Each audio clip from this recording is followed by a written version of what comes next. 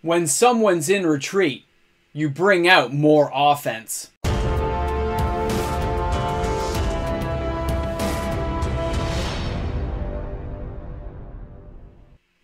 I feel like I'm in a video game, picking off my targets one by one, and there's nothing anyone can do to stop me. Welcome back, everyone. MTG Moxman here. Thanks for hanging out with me on the channel today. When it comes to the reserve list, most people think of high-powered, amazing cards that nobody can afford. But there are so many cards on that reserve list that are low-level, doing functions and abilities that most people hate to even think about. It makes their head ache. And when these cards go this cheap, when things go into a free fall like this, I'm not going to do anything to stop it, and either should you.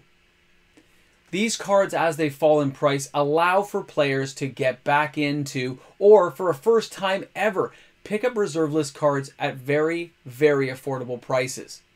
Some of the cards today on Card Watch Reserve List Edition haven't been this low in ages. You've got to see what I'm talking about to really appreciate what some of these cards can do. And as we go through the video, ask yourself, are any of these cards something I would play with? Do any of these cards add anything to the decks I want to build for Commander or any other format you're playing in? That's all you have to ask yourself. With everything going on out there, this is that opportunity as the prices fall, and wait for your target price. Don't settle and just buy one. Some of these cards today are going to fall further. They're going to go down lower because lower end reserve list cards, people forget about them. They drop lower and you get to take advantage of it. It's the best. And remember, lower end reserve list cards means aim for the near mint. The ones that are super hard to get. Most reserve list cards do fall into the rare slot. So finding a near mint one and knowing it's a rare and the print runs are that much smaller back then gives a lot of incentive and ability for people to hold on to it, saying all I got to do is wait. And that's all you have to do. So let's break this out. Let's take a look at some amazing cards today on Card Watch Reserve List Edition. The first card we're talking about today is Soldevi Excavations from Alliances. For those who didn't know, this is like the card of my channel. I buy copies of it every single month, but I'm going to stop, and I'll explain why. Soldevi Excavations has been falling for several months. It hit an all-time high when we did a big buyout on the channel to see what would happen, and I kept track of all these copies, which I still do to this day. And when I look at this, I know where there are over 6,000 copies of this card. But there's not a lot out there, and everyone's ignoring it. So I'm going to let this card fall. I know there's not as many copies as people think there are. But by letting this card fall in value, letting it hit new all-time lows, I can take advantage of saving myself some money, picking up additional copies of the card, and with the extra money, possibly putting a bigger dent in that market. Now, for those who didn't know how this card works, Soldevi Excavations comes into play. You have to sacrifice an untapped island or bury Soldevi Excavations. It taps to add 1 blue and 1 generic to your mana pool. You can also tap 1 and tap the land itself. Look at the top card of your library and you may put that card on the bottom of your library. An early form of Scry, kind of like Castle Vantress, but at such a cheaper cost. And back in the day, we had 4 of these in our decks. We were using Lodestone Baubles to recycle them. We had a lot of fun with this card. I'm going to let it go into a free fall. I suggest you guys do too, and pick up these cards when they hit new, cheap levels, because everyone thinks the reserve list is worthless right now. Let them think that. Now, our next card is going to be Phyrexian Purge. Okay, this is from Mirage. Look at the price, $6.22. It was at a high of 20 bucks, okay? It did hit the $20 US level, and it fell ever since then. Early buyout target. I actually have one of these for my Throwbold Commander deck that I was building. I haven't actually decided if I'm putting it in or yet, and we'll take a closer look. But that market price of $5.57 means this card is 75% off right now. 75% off because the reserve list is worthless. Nobody cares about it. When you take a closer look at this card, 1 red, 1 swamp, 2 generic. Pay 3 life per target. Destroy any number of target creatures. Now, it does activate at sorcery speed. I get that. It's not an instant. If it was instant, it'd be even more deadly. But when you look at this card, and if you plan things well, you have life gaining things to offset the loss of life. In my Throw Bowl deck, I do have some life draining abilities in some of my cards. I expect I'll be able to use this to hit and knock off key targets, key commanders who may be getting in my way, eliminate them from the battlefield in a strategic way because I can pick multiple targets, pay 10, 12 life to do it, sure, depending on how much life I'm gaining, but all for the low price of $5? And I'm not choosing my own creatures. I'm not doing a mass board wipe. I'm being selective with my targets. I can pick off guys that actually bother me. This is an underrated, great utility card that will have future value at some point. But at this bargain basement price of 75% off, who's not thinking about a card like this? They're just not selling it well. Now, our next card, Merchant Ship, and this is from Arabian Nights. This card has hit as high as I think, well, forget the BGS spike you see there. I remember this card being as high as around the $250 to $300 mark.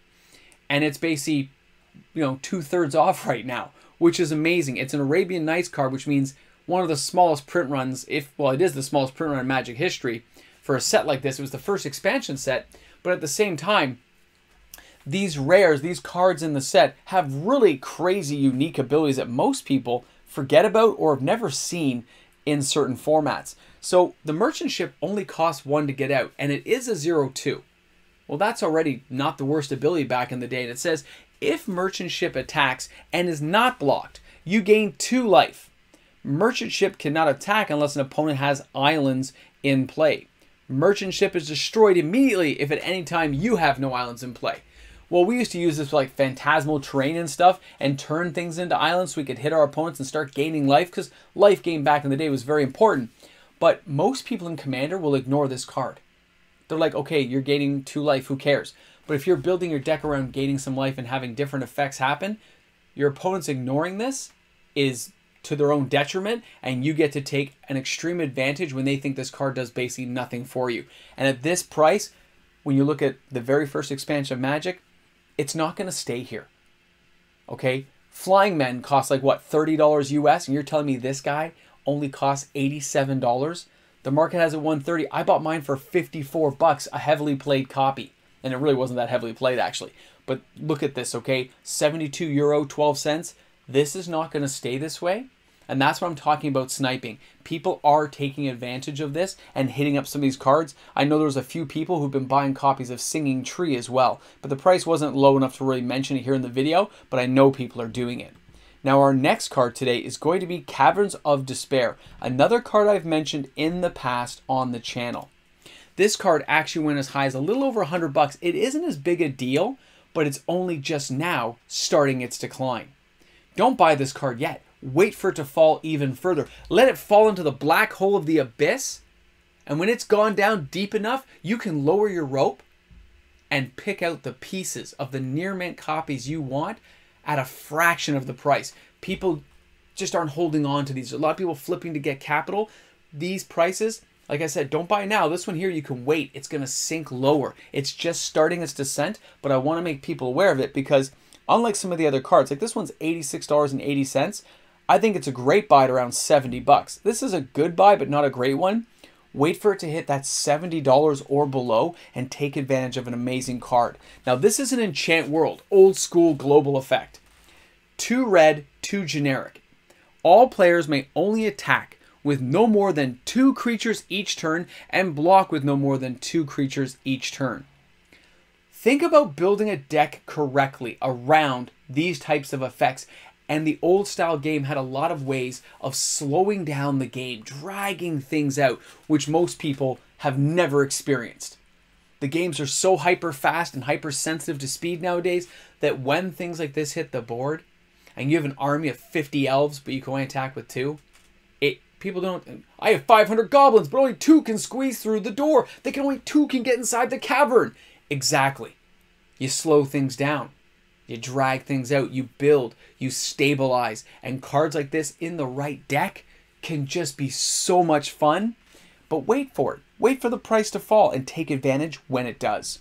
Now our next card is In the Eye of Chaos. I have no idea why this card is so cheap, but this is where it is, and it's for everybody.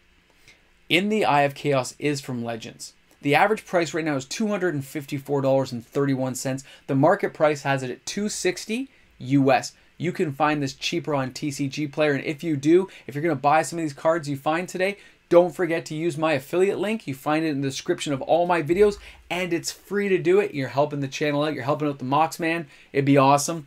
When you look over here, you see €199.95. Locally, it is sold out, but let's take a closer look at what the card does. It's an Enchant World as well from Legends. 1 blue, 2 generic. All instants and interrupts, which we don't have interrupts anymore, but all instants are countered unless their caster pays an additional X, where X is the casting cost of the spell being cast. Oh, that's right, suck in your breath and understand what's about to happen. You're going to mess up your opponent's counterspell deck. You're going to mess up everyone on the board who's got nasty little types of things they like to counter out and cast instants and do You're going to mess up everyone. But if you've designed a deck not using those kind of, maybe you're just using creatures, maybe you're going to be using equipment cards, finding a way around it and leaving cards like this on the board. And man, I used to love this artwork so much. It just looks like, I don't know, it reminds me of certain films back in the 80s. An amazing card that is continuing to fall in price. This thing was as high as like $600. Look at it right now. And it's still going down. Don't be a hero and buy this card right now. Again, wait the 90 days. Let this thing continue to fall and pick up the shattered remains of the reserve list. All right, here we go with our next card, and that is Lord Tressorhorn. Now, Lord Tressorhorn is from Alliances. He is not an expensive card. At one point, I think he reached up to around the $18 to $20 mark. But I love this card. And I've got to mention because I have actually recently played a game in Commander using this, and my opponent had no idea what to do. Now I get to explain to you guys what's going on. Let's take a closer look. I mean, this card is $8 US. Is what, €4.50? Sorry, €4.50 to get this card into your house. So cheap and inexpensive. And here we have Lord Tressorhorn. 1 red, 1 black, 1 blue, 1 generic. 4 mana casting cost. This thing is a 10-4 that regenerates for 1 black mana. Already that's just disgusting. There are all kinds of ways to put trample on cards now and do crazy stuff, but he also regenerates. When Lord Tressorhorn comes into play, pay 2 life and sacrifice 2 creatures, and target opponent draws 2 cards. Okay. Effects that prevent or redirect damage cannot be used to counter this loss of life. Exactly. Giving your opponent 2 cards, sure. But in a commander deck, you're picking the opponent. You're going to have a good time and say, hey, my target opponent will be, hey, who wants to be my friend? Oh, you can draw 2 cards.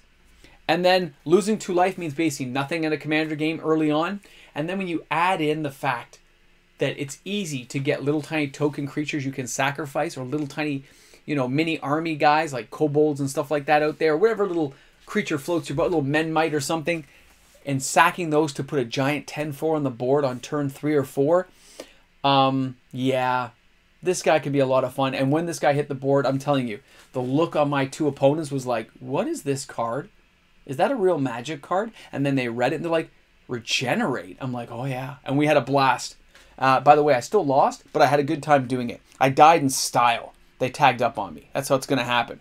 Now, our next card is Cursed Scroll. Another card that has been continuing to fall. Just etching down. A few pennies here, a few pennies there. Racing to the bottom. $24.12 US is the average price. $35 here in Canada, though, if you're looking for this card from Tempest. The market price is $24.60 US, and then it's €17.59 to get this card into your house. When you take a closer look at Scroll Rack, it's a single casting cost artifact. Easy to get out, easy to hit on the board. It is 3 to use it, though. Name a card. Target opponent chooses a card at random from your hand. If he or she chooses the named card, Scroll Rack does 2 damage to target creature or player. So, what we would do here is we would get this down to like 1 or 2 cards in your hand. Keep it to 1 if you can. And we would use this thing and find ways of untapping it and doing 2, 4, 6, 8 damage a turn by retapping it over and over again. This card can be brutal. When you only have 1 card in hand and you're picking on an opponent, just pinging them for damage, this is something that can be very nasty when people aren't expecting it. And at this low price, why not take advantage of a card like this? But again, it's going to fall lower. It's not done yet. I see things going lower than this. So you can always wait it out and see what happens. But our next card, Pendrell Mists. All right. This is the standby for Tabernacle at Pendlevale. I almost said Pendlehaven. Tabernacle at Pendlevale. That land gives all creatures an upkeep cost of 1. This enchantment does the exact same thing. At one point, this card reached like almost, what, 35, 40 bucks? Look at it now. At the low, this card was around $5 when I recommended to people to start buying it on the channel. It's over 50% off, and it's still falling now. Don't help it. Again, don't be a hero. Wait for it.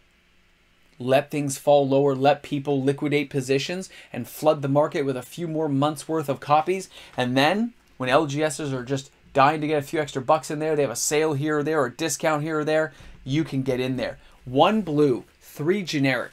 Each creature gains during your upkeep, pay 1 or bury this creature. Exactly. Built in the right type of deck with Caverns of Despair and all these other things, you can basically do mass wipeouts of opponents' creatures, but unlike a board wipe, these will stay on the battlefield. They're not going anywhere unless your opponent can deal with them. This isn't Blood in the Snow. This isn't Wrath of God. It's going to stay there. It's going to stick around.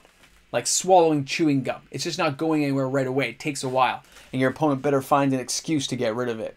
Now our next card today, alright. Tolarian Academy. We're going to talk about, we're going to set the record straight. Don't buy this card. Don't do anything. Let it go down. Let it fall. It's banned in Commander. Nobody likes this card. Nobody's using it. Let it fall. Let it hit the ground. Just ignore that this card exists. Ignore the near mint copies you see hitting the market. And just wait for it. Just wait a little while. I remember when this card was one of my favorite cards in my deck. I still have it in my old school decks that I play with. You know, kitchen table type stuff. But you look at Tolarian Academy, it says, add 1 mana to your mana pool for each artifact you control. And of course, my old school decks have a lot of artifacts in them. Because our kitchen table stuff, you put everything in the kitchen table into that deck and you have a great time doing it. This thing's tapping for 10 mana. You'd use like a Candelabra of Tawnos, untap it, tap for another 10 mana. You'd find ways of untapping it. I get it. But in a Commander game, it's one of 99 cards. It's not going to save the day by itself. You have to build around it, and there's so many things that can blow up lands now. But right now, it's still banned. Right? In a big tournament, this thing is still banned. But let it fall. Don't worry about it. Its time will come, and when it does, that's when people can grab this thing. Now, our last card we're going to talk about today is going to be Bone Dancer, and that's from Weatherlight. Another card that only hit like 10, 12 bucks, but I just want to talk to you about it. It's $5.42 US. It's €4.99 to get this card. It is from Weatherlight. I remember opening one when we did our box video way back at the 2,000, 3,000 subscriber mark, whatever I had it for. But when you take a closer look at this, it's 2 black mana, 1 generic. Summon a zombie. It says 0. Put the top creature card of defending player's graveyard into play under your control.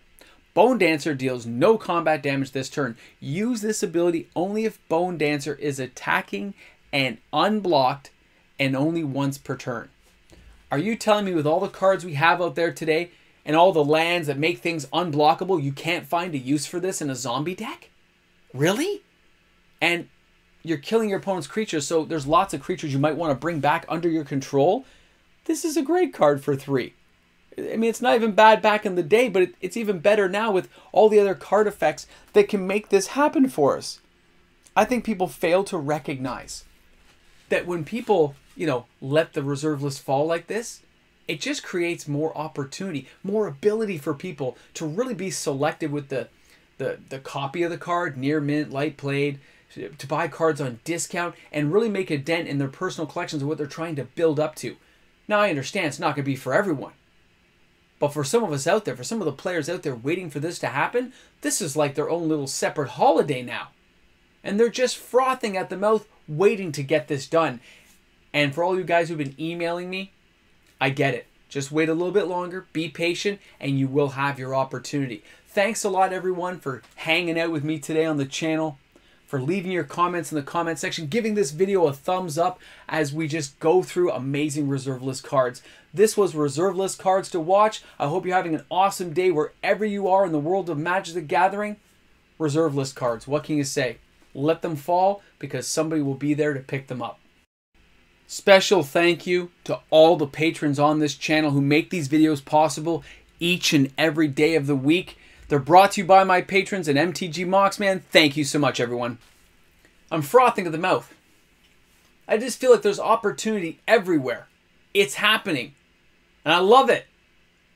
You're here. You're at the end. You're the special people. You get what I'm talking about. You think I'm not going to pick up more copies of Pendrell Mists near mint? I'm just waiting. Soldevi Excavations? Just waiting. Let them fall. Let people forget how great these cards are. Memory loss, whatever you want to call it, flashy distractions, uncertainty in the market, whatever gets people going. There's lots of reasons. But I'm sitting here on the sidelines going, there's a couple of cards I want to grab.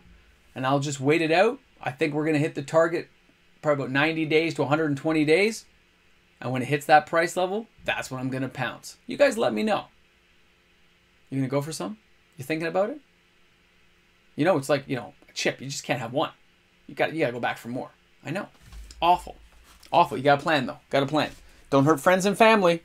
Plan it out.